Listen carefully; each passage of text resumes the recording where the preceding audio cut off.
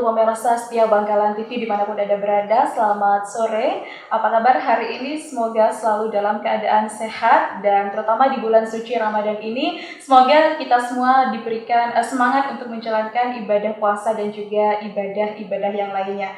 Dan senang sekali saya Niatul Sofa masih dalam Bangkalan TV akan menghadirkan topik yang sangat luar biasa dan juga tentunya dengan narasumber yang juga sangat luar biasa. Dan pemirsa ramai menjadi perbincangan di tengah masyarakat, yaitu Pilkada serentak 2021 yang akan diikuti oleh 120 desa yang akan dilaksanakan pada 2 Mei 2021. Dan untuk membahas lebih lanjut, di samping saya saat ini sudah ada tokoh-tokoh bersangkutan. Yang pertama ada Bapak Ahmad Ahadian Hamid, Ketua TFPKD, Tim Fasilitasi Pemilihan Kepala Desa, sekaligus menjadi Kepala Dinas Pengembangan Masyarakat dan Desa Kabupaten Bangkalan. Pemberdayaan, oke. Yang kemudian ada Dr. Syafiq, beliau adalah anggota TFPKD. Kemudian juga ada Bapak Fauzan Ja'far, beliau merupakan tokoh masyarakat Kabupaten Bangkalan, dan juga ada Bapak Enci M. Fauzan, SHLLM, dari akademisi. Oke. Dan yang terakhir ada Bapak Subadar yang juga merupakan anggota dari TFPKD. Mungkin kita sapa terlebih dahulu. Assalamualaikum warahmatullahi wabarakatuh. Waalaikumsalam. Bagaimana kabarnya sore hari ini, Bapak? Baik, alhamdulillah sehat ya. Sehat, alhamdulillah, semangat ya Pak ya. Ya, tetap semangat. Oke, harus tetap semangat. Semoga pemirsa Bangkalan TV juga tetap semangat dimanapun Anda berada dan terus menyaksikan program-program Bangkalan TV. Nah, Bapak Hadiat ini bagaimana kabarnya Pak? Ya, baik-baik saja. Baik-baik saja. Nah, ini berbicara tentang Pilkada serentak 2021, apakah benar ada penundaan begitu Pak?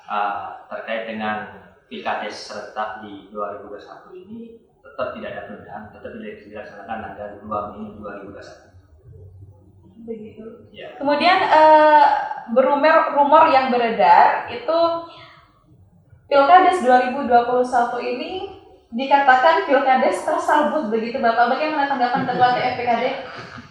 Kalau menurut saya pelaksanaan Pilkades 2021 ini dari awal, dari tahapan, dari pembentukan P2KD, alhamdulillah kita dari proses tahapan itu sesuai dengan schedule. Yang mana kalau Pilkades sebelumnya itu pembentukan P2KD-nya aja itu masih menunda-nunda atau dibekukan sampai kurang lebih 22 bulan. Yang mana waktu terakhir kalau tidak salah itu ada desa Mangken sama desa Kecil, itu kurang lebih pelaksananya 2 bulan. Sedangkan kita sekarang ini pelaksanaan Pilkada serentak 2021 di Kabupaten Bangkalan ini alhamdulillah dari tahapan dari pembentukan P2KD sampai sekarang ini pembentukan pemilihan penetapan calon kepala desa ini sesuai dengan schedule yang diharapkan. Kalau menurut saya sekarang ini berkat teman-teman TFPKD yang solid ini sehingga pelaksanaan Pilkades ini sesuai dengan yang kita harapkan. Baik, kemudian kita ke ruang lingkup yang lebih kecil lagi. Apakah benar bahwasannya di desa Dalam Badaja dan juga Tanah Merah Lawa ini memang Pilkadesnya itu pemilihannya itu ditunda Pak? Ya, memang pelaksanaan dari 2 desa itu, yang mana yaitu desa Lembeh dan Tanah Merah Lawa itu pelaksanaannya ditunda. Yang mana dari P2KD itu kan butuh ada beberapa proses, yang mana sehingga alhamdulillah dari SK Pak Bupati terkait dengan penundaan. Nanti lebih lanjutnya ini ada pakar hukum, unsur akademisi dari UTN, ada Pak Anci atau Dr. Safi, mungkin beliau lebih paham terkait dengan aturan atau hukum. Baik, beralih kepada Bapak Dr. Syafiq. Nah, ini bagaimana tanggapan TFPKD terkait dengan adanya pihak-pihak atau oknum-oknum yang melakukan bullying atau sinisme terhadap penundaan kebijakan ini, Bapak? Baik, saya izin buka dulu ya. Baik. Kalau menurut saya pribadi, dan insya Allah juga teman-teman TFPKD yang lain, hal seperti itu biasa ya. Lebih-lebih dalam momen pemilihan, termasuk pemilihan kepala desa. Ada yang sinis, ada yang caci maki, ada yang bully, ada yang mengatakan salut. Nah, itu biasa. Dan biasanya orang yang mengatakan seperti itu tidak tahu secara menyeluruh proses yang sedang berjalan. Dan biasanya juga yang punya penilaian seperti itu kadang karena kepentingannya tidak terakomodir. Kepentingan pribadi begitu ya? Ya muncullah luapan-luapan emosi, luapan kekecewaan seperti itu. Tapi menurut saya biasa seperti itu. Ya, karena ini pemilihan yang melibatkan seluruh masyarakat. Kalau tidak ramai bukan pilkades namanya, tapi arisan itu. Kalau pemilihan itu mulai dari pemilu presiden, pemilu legislatif, termasuk pemilihan kepala daerah dan pilkades itu ya pasti ramai kan memang melibatkan seluruh masyarakat. Jadi seperti itu ya. Baik, terima kasih Bapak. Beralih ke Bapak NCM Fauzan, ini masih terkait hal demikian.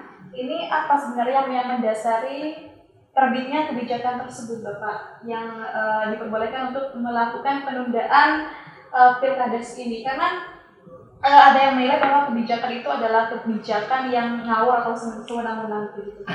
Oke, baik, terima kasih. Jadi keluarnya SK pada penundaan 2 desa itu adalah sebuah kewenangan dari bupati. Jadi kami pun itu sudah berproses. Jadi mengeluarkan sebuah SK itu juga tidak salah-salah. Jadi kami di sini pun sudah berproses dari awal, ada rapat dari internal TRPKD, kemudian kita juga melakukan pendampingan ke tingkat desa dan kita melihat secara langsung, kemudian kita melaporkan kepada bupati, kemudian kita juga membuat rekomendasi. Dan hal-hal itulah yang kemudian itu keluarlah sebuah SK itu. Jadi bukan berarti kita kemudian ini kebijakan ngawur. Saya yakin setiap kebijakan pemerintahan itu pasti ada dasarnya. Tidak mungkinlah kebijakan itu serta-merta kemudian mengeluarkan itu, tidak mungkin. Jadi tahapan itu panjang ya. Mengeluarkan sebuah diskresi itu tidak mudah. Pasti ada sesuatu hal yang menjadi landasan sangat kuat kenapa bupati mengeluarkan seperti itu. Baik, demikian pemirsa tanggapan Bapak M. Fauzan ya terkait dengan adanya penolakan dari pihak-pihak yang melakukan penolakan. Dan mungkin kita beralih ke Bapak Fauzan Ja'far. Oke, selamat sore sebelumnya Bapak. Sore apa siang nih? Sore. Oh sore ya. Sore, ya. Nah ini pihak-pihak yang ngotot yang masih berupaya yang sebelumnya sudah dibubarkan ini masih ngotot untuk melaksanakan pilkades itu sendiri. Bagaimana tanggapan Anda Bapak? Ya, di dalam proses pesta demokrasi itu biasa ya, seperti yang disampaikan Pak Dr. Artinya ada pihak-pihak yang tidak puas, itu memang biasa. Ya tentunya kita hormati itu, gitu ya. Sepanjang mereka menyampaikan itu masih di dalam koridor aturan main yang ada, dalam artian yang tidak anarkis, tidak menyampaikan dengan cara-cara yang tidak etis gitu ya. Kita hormati saja, hanya saja memang akan lebih baik mereka memanfaatkan dan menyampaikan itu melalui prosedur yang sudah ditentukan oleh undang-undang. Artinya bahwa kalau mereka memaksakan kehendak di tempat-tempat mereka atau desa-desa mereka yang lagi getol memperjuangkan haknya itu untuk mereka memaksakan agar supaya di tempat mereka itu ditunda pilkadesnya, itu kan tidak mungkin gitu kan, karena mereka itu menyampaikan seperti itu karena kepentingannya tidak terakomodir begitu kan. Artinya kami menghimbau agar supaya mereka menyampaikan itu melalui prosedur yang ada. Misalnya kalau tidak puas ya karena ini adalah urusan administrasi itu, sampaikan aja ke PT UN. Mbak, ada jalur-jalur yang sudah ditentukan ya di dalam regulasinya begitu. Baik, terima kasih Bapak Fauzan Ja'far. Mungkin kita beralih ke Dr. Syafiq kembali. Nah ini bagaimana jika pihak-pihak yang merasa dirugikan itu melakukan gugatan hukum ke pengadilan Bapak? Ya bagus begitu. Karena memang salurannya ke sana begitu ya. Dan kita tentu siap-siap saja menghadapi kemungkinan gugatan yang dilakukan oleh pihak-pihak yang merasa dirugikan, gitu ya. Cuma tadi saya ada yang perlu saya tambahkan ya, terkait dengan 2 desa yang ditunda pelaksananya. Awalnya dijadwal tahun 2021, tapi kemudian keluar kebijakan Pak Bupati ditunda ke tahun 2022. Nah itu tadi sudah disampaikan oleh Pak Encik ya, itu prosesnya panjang itu, dan sesungguhnya yang ngawur itu bukan TFPKD atau Pak Bupati, tapi yang ngawur sebenarnya P2KD-nya ya, khususnya yang Lepedeje. Jadi ceritanya tuh begini Mbak, ini biar clear, biar disaksikan oleh semua pemirsa ya. Khususnya yang sering komen tanpa mencari tahu terlebih dahulu pokok persoalannya ya. Kita melalui media ini kita coba kasih tahu, semoga bisa menjadi paham ya. Kalau tetap tidak terima ya nggak masalah, begitu. Kita nggak memaksakan itu. Jadi prosesnya itu begini, pada saat verifikasi berkas salah satu calon oleh panitia pemilihan Lepedeje, panitia itu kebingungan begitu ya, panitia kebingungan untuk memutuskan mana yang akan dijadikan dasar. Akhirnya konsultasi ke TFPKD, dan kebetulan yang menemui saya sama Pak Mauser di Kecamatan Tanah Merah. Akhirnya kita minta tunjukkan data-datanya, mana yang membuat mereka ragu. Nah kemudian kan ditunjukkan oleh panitia itu. Nah dari berkas yang ditunjukkan itu kita sampaikan sesuai dengan regulasi yang ada, bahwa yang harus dijadikan dasar oleh panitia dalam membuat keputusan terkait dengan persyaratan calon adalah hasil klarifikasi dari lembaga dan atau pejabat yang berwenang. Tidak boleh menggunakan pegangan dari pihak-pihak yang tidak memiliki kompeten, ya. Karena waktu itu ada 2 keterangan yang ditunjukkan oleh panitia. Satu dari ahli waris kepala sekolah, yang kedua dari dinas pendidikan. Nah, kita sampaikan keterangan ahli waris lepas dari benar atau tidak isinya, yang bersangkutan tidak punya kompetensi untuk menerangkan tentang benar tidaknya sebuah ijazah. Yang benar untuk memberikan penjelasan itu, yang berwenang untuk memberikan penjelasan itu adalah dari dinas yang bersangkutan, dari sekolah dan dari dinas yang menaungi sekolah itu. Waktu itu sudah clear, ya sudah clear. Nah, tapi ternyata kemudian mereka membuat keputusan yang tetap menggunakan keterangan ahli waris dengan mengabaikan keterangan dari lembaga yang berwenang, ya, dari pejabat yang berwenang.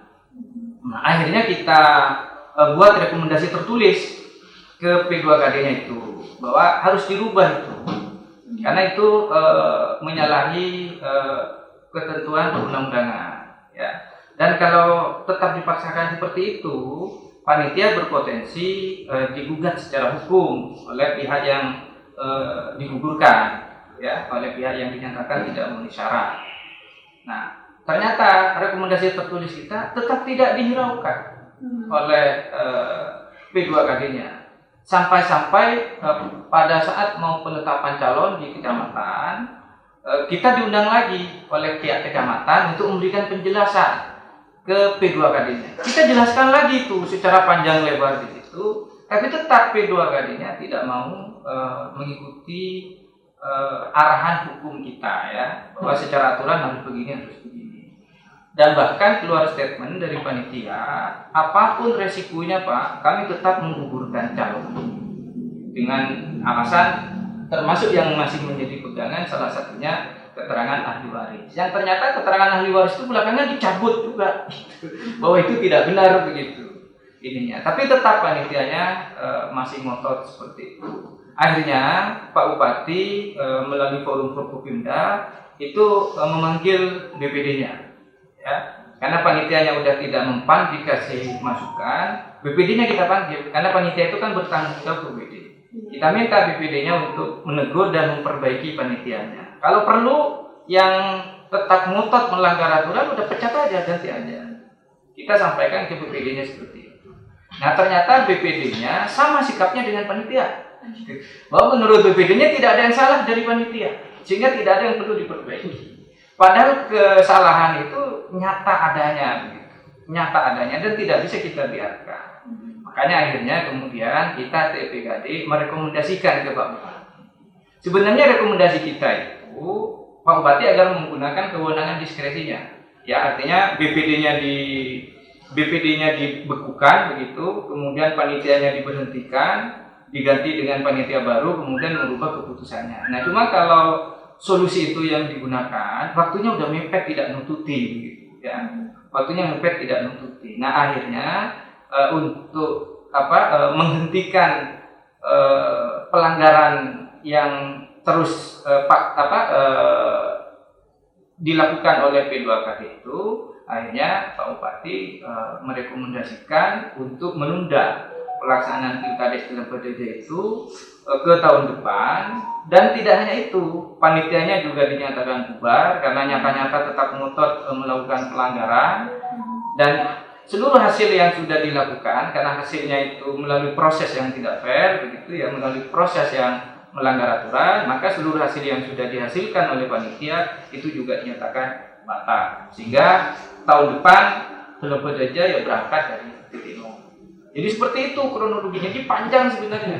Dan kita udah persuasif beberapa kali itu, tapi nggak dilakukan. Seandainya panitia itu ngotot dengan argumentasi hukumnya yang bisa dipertanggungjawabkan, walaupun berbeda dengan kita, nggak apa-apa. Tapi ini kan pokoknya ini harus gugur. Jadi tetap memegang pada keterangan ahli waris yang tidak memiliki kompetensi untuk memberikan keterangan itu. Jadi seperti itu ceritanya. Baik, demikian ya.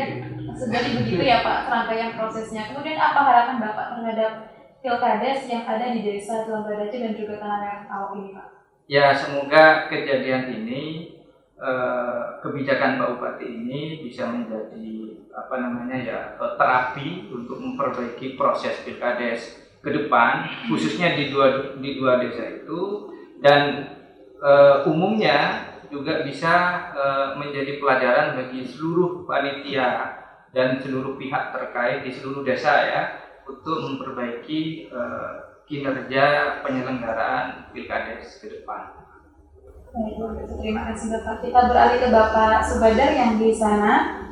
Nah, ini pesannya terhadap seluruh masyarakat yang menyaksikan Bangkalan TV ini Bapak terkait Pilkades serentak tahun 2021 ini? Silakan. Terkait Pilkades serentak, ya harapan kita semoga kondusif, aman, dan lancar gitu aja. Karena untuk bagian hukum Pak Doktor dan Pak Anci sudah menjelaskan secara detail. Itu aja. Baik. Kalau dari Bapak Ahmad Hadian Hamid sendiri selaku ketua, apa Bapak harapannya? Saya cuma menambahkan tadi terkait dengan pelaksanaan informasinya di luar penundaan di tanggal 2 Mei. Nah, kemarin memang informasinya sempat viral dan Pak Bupati itu sudah memanggil teman-teman camat di Kabupaten Bangkalan 18 camat itu manggil untuk mengcek ke bawah. Yang mana informasi dari teman-teman camat itu bahwa P2KD dan calon kepala desa itu menginginkan pelaksananya tetap. Kenapa? Kalau misalnya ditunda atau mundur, itu informasinya itu biaya untuk untuk kampanye, untuk itu akan membengkak juga. Jadi harapan dari P2KD maupun dari paslon ataupun dari warga itu, informasi dari teman-teman camat itu menginginkan tetap di tanggal 2 Mei. Dan di tanggal 2 Mei itu tidak hanya Bangkalan, itu juga Kabupaten Probolinggo juga melaksanakan di tanggal 2 Mei. Jadi berbarengan di Jawa Timur ini pelaksanaan Pilkades serentak ini ada 2 kabupaten, itu Kabupaten Bangkalan dan juga Kabupaten Probolinggo. Harapan saya pelaksanaan Pilkades ini karena kemarin Sampang Pamekasan sudah melaksanakan di gelombang pertama. Kita ini kan baru pertama nih melaksanakan gelombang pertama. Jadi harapan 3 kabupaten itu sukses melaksanakan.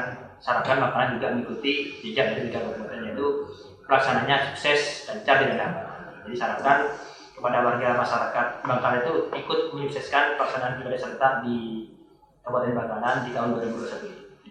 Baik, terima kasih. Kita beralih ke Bapak Fauzan Ja'far lagi. Ini Bapak, apa pesannya kepada seluruh calon kepala desa se-Kabupaten Bangkalan ini, Bapak? Oh ya, jadi bagi para calon kepala desa, kami harapkan bisa berkompetisi dengan baik, begitu ya, taat aturan, sehingga ketika itu menjadi pijakan para calon, insya Allah tidak ada tidak ada pihak-pihak yang merasa bahwa para calon itu terutama yang, mohon maaf ya, karena yang menjadi sorotan itu adalah para calon yang posisinya sebagai incumbent, ketika semuanya dilaksanakan secara fair, pijakannya adalah aturan main, prosedur, maka insya Allah pihak-pihak yang merasa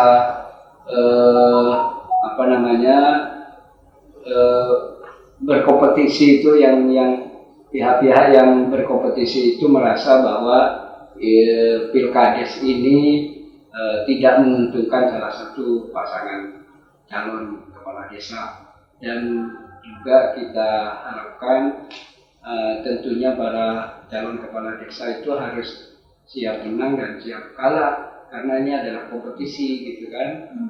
Tidak mungkin dalam sebuah kompetisi itu menang semua atau kalah semua, pasti salah satunya ada yang menang, ada yang kalah gitu. Mudah-mudahan ini lancar ya, karena ini adalah pesta demokrasi paling bawah gitu. Artinya ini pesta demokrasi yang dilaksanakan di desa. Ya kalau itu bisa kedewasaan para calon kepala desa itu bisa tercermin dalam pelaksanaan Pilkades serentak ini, tentunya juga mudah-mudahan ketika ada pemilihan untuk tingkat di atasnya itu bisa juga lancar. Baik. Terima kasih banyak ini atas waktu dan juga kesediaannya Bapak Anci, Bapak Hadian, dan juga Dr. Syafri, Bapak Sumedar, dan juga Bapak Fauzan Ja'fari juga.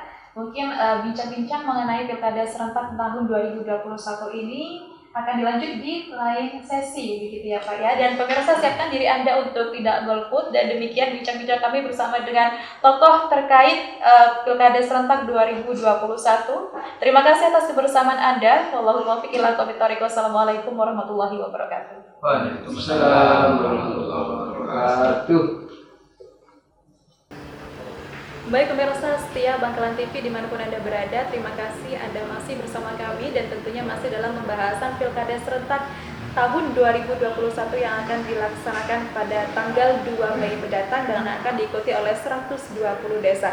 Dan di samping saya saat ini sudah ada Kiai Haji Fathur Rozi yang juga mewakili tokoh ulama di Bangkalan. Kita mintai tanggapannya terkait dengan Pilkada serentak tahun 2021. Kita sapa terlebih dahulu. Assalamualaikum Kiai. Waalaikumsalam warahmatullahi wabarakatuh. Bagaimana kabarnya sore hari ini, Kiai? Sehat? Alhamdulillah sehat-sehat saja. Puasanya tetap semangat ya Pak Yai ya? Alhamdulillah tetap semangat. Semoga Pak Yai, kita semua yang ada di sini dan juga pemirsa Bangkalan TV juga semangat begitu ya Pak Yai dalam melaksanakan ibadah puasa dan juga ibadah-ibadah yang lain di bulan suci Ramadan ini. Nah Pak Yai, kita berbicara tentang Pilkada serentak tahun 2021 ini, bagaimana harapan Pak Yai? Tentu harapan kami Pilkades ini adalah pesta demokrasi. Tentu kita harus menghadapinya dengan yang positif, dan ini Pilkades adalah buah dari reformasi, yaitu demokrasi itu sendiri. Tentu yang kami harapkan berjalan dengan baik, lancar. Dan yang paling utama adalah kami tetap menjaga silaturahim antara saudara sanak famili, jangan sampai terpecah belah hanya karena pesta demokrasi ini yang seharusnya kita mengawali dengan kegembiraan dan juga keharmonisan, bukan dengan cara saling mencemooh yang akan merusak nilai-nilai persaudaraan itu sendiri. apalagi momentumnya sekarang ini pada bulan Ramadan, tentu harus banyak meningkatkan ibadah kita dan juga menjalin persaudaraan ini untuk semakin kuat dengan adanya bulan Ramadan, bulan puasa saat ini. Tidak akan mengganggu dari proses pilkades, karena ini kita berpuasa, tidak, tetap kita harus tetap semangat untuk mengawal proses pilkades demokrasi ini. Jadi kepada masyarakat tetap semangat untuk tidak golput. Tetap semangat, tidak golput.